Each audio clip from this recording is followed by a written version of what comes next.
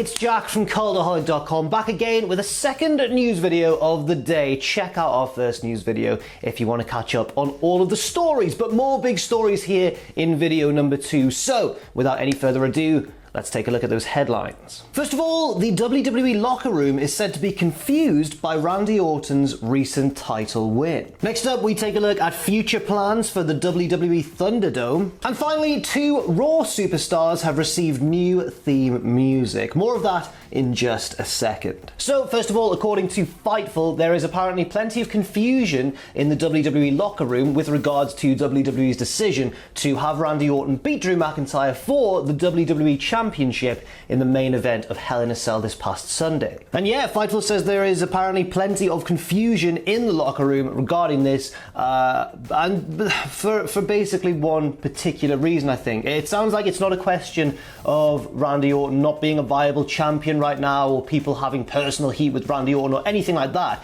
It seems to be because of this reason, which I'll get into right now. Apparently the confusion stemmed from the fact that Orton had lost to Drew several times already. You know, he lost to him at SummerSlam, he lost to him in that ambulance match as well, and just generally it seemed like Drew had Randy's number. So then, logically speaking, in terms of booking, what's the point of having a wrestler overcome another wrestler for the title when they've already lost to them several times? It kind of doesn't make either guy look strong. So apparently that is indeed where the confusion stemmed from, although it was noted that people acknowledged that yes, Randy had been protected from WrestleMania forwards, but then more recently, in recent months, since like the summertime, he has been losing to Drew on a semi-regular basis. But apparently Randy Orton is still, just to utterly refute any of the speculation that this could just be because people don't like Randy Orton, Fightful have stated in their report that apparently Orton is a very well-liked figure backstage in WWE and is never shy about helping out younger or newer superstars. So certainly quite interesting stuff there. It did seem a bit strange, didn't it, to have Drew just lose to Orton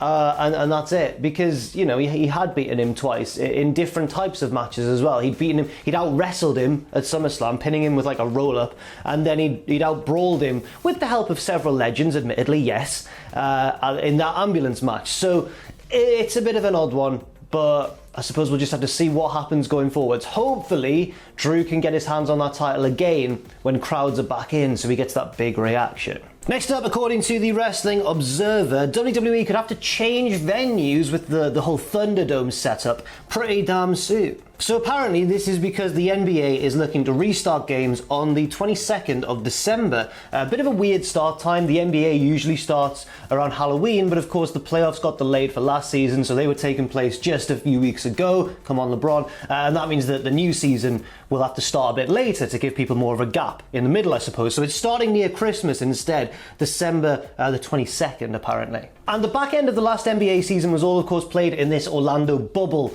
where all the teams were in there together so as to avoid, coming into contact with people from the outside, trying to keep things locked down.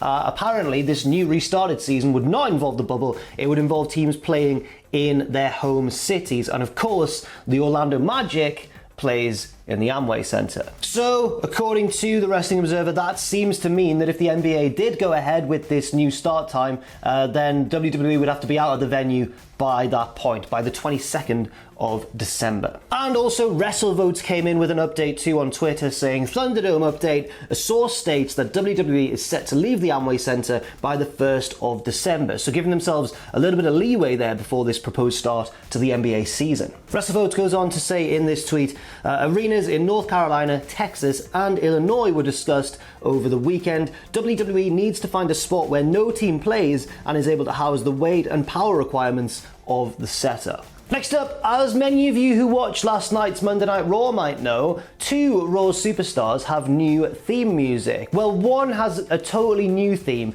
and one has kind of a remixed, revamped kind of theme. So the superstar with the slightly tweaked and altered theme is Alexa Bliss, and it works really well. You know how she's normally got like the kind of heavy dubstep kind of thing going on? Well, this is a slightly more warped version. It's the same tune, but with slightly different production, slightly different effects going on to make it a little bit more evil sounding. I think that works really well. It's sort of similar in a way, a less extreme version of what happened to the Fiend's theme tune, moving from just, that kind of rustic countryside sound to the heavier, like, you know what I mean? You know the theme that I'm talking about. Well, Alexa's hasn't undergone quite as drastic a change, but it does sound a little bit warped and scary.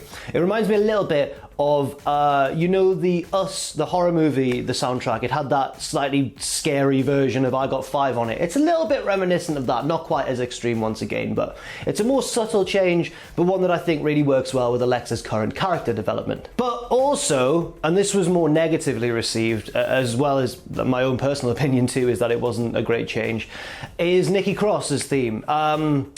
Yeah, she's got an entirely new theme. Don't know if it really fits her. Well, it doesn't fit her as well as her last theme did, does it, to be honest? And I feel bad for her because, you know, it's nothing to do with her. I think this is another one of those examples. I think her old theme was a CFOS theme. Obviously, there's that whole breakaway from CFOS and the gradual replacing of their songs with new and often more generic sounding themes. So Nikki's, I don't really know how to describe it. I mean, you can go and find it, of course, but it's kind of like, it's a bit southern rock and roll, a bit country, bit sassy as well, like show them what you're worth kind of thing. That's not what Nikki Cross is all about. She's wild and untamed. Like, she's, you know, it needs to be a bit more of an unhinged sound, in my opinion. This was far too generic sounding a song for her, which is a shame because I'm a big fan of Nikki Cross. But then it's all subjective, isn't it? Maybe you listened to Nikki Cross's new song and you thought, brilliant, that is what Nikki Cross means to me. I don't know, maybe that's what you think. But anyway, yeah, it's a shame. In a good way, I suppose. It doesn't seem to have changed her character because she was still doing all exactly the same mannerisms when she ran out on the stage, like tearing at her hair and stomping her feet and stuff. But it didn't work with the song. But at least her character's not being changed too much. At least it's just the song. So I'm still quite sad about it. Next up, WWE have filed a very interesting trademark on a character, I think it's the right word to use, a character who's left the company. But they seem to want to keep the character, the wrestlers left, they want to keep the character going, if that makes sense. It's Sin Cara, okay? So yeah, WWE filed new trademarks on the 21st of October for the Sin Cara character, who hasn't been used, by the way, since Hunico, who last played Sin Cara, left the company in December last year. The trademarks were filed for Sin Cara's name and likeness in all the usual stuff, toys, video games, that sort of thing.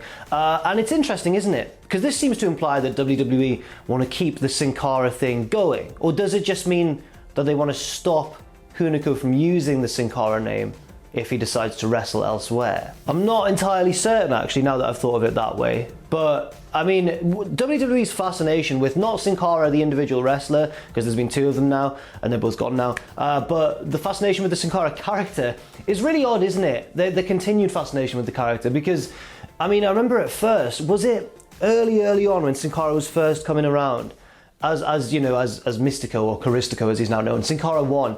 I remember that Sin Cara played a very prominent role in one of the Scooby-Doo movies.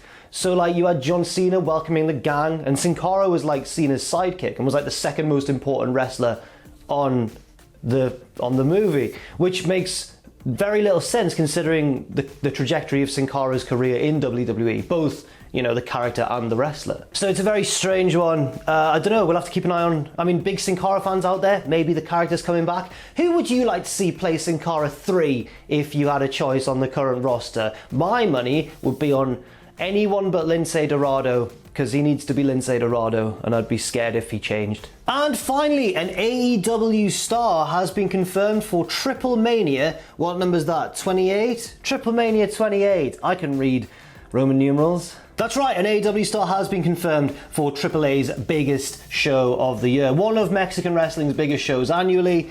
Maybe the biggest Mexican wrestling event annually, actually. Up there probably with the CMLL anniversary show. But I reckon Triple Mania is a bit more of a grand affair. I mean, it can go bad, it can be for better or worse, can't it, as we've seen in recent years, but it's always a spectacle. And yeah, an AEW star has been announced for that. It's going to be Kenny Omega, of course, because he is still the AAA Mega Champion, or the AAA Mega Campeon, actually, if you're cultured like me. The match is set between Kenny Omega defending the title against Laredo Kid for that championship, and it's planned for December. That's when the event is said to be taking place. AAA made the announcement in a press conference yesterday, saying that it hopes to run Triple Mania in December, but running the event will be based on Mexico City improving its current COVID-19 health tracker status, or special permission granted by the local government. Dorian Roldan has reported that there are no plans to hold Triple Mania in an empty arena. Now, this is not the first time that these two have been pitted against one another. In fact, Omega and Laredo Kid